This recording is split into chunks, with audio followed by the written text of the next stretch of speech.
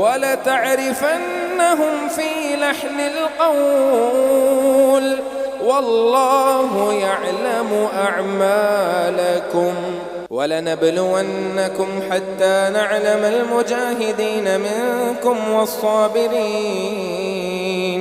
ونبلو أخباركم إن الذين كفروا وصدوا عن سبيل الله وشاقوا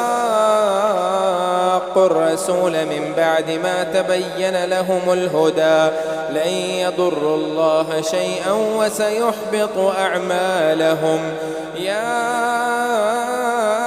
أيها الذين آمنوا أطيعوا الله وأطيعوا الرسول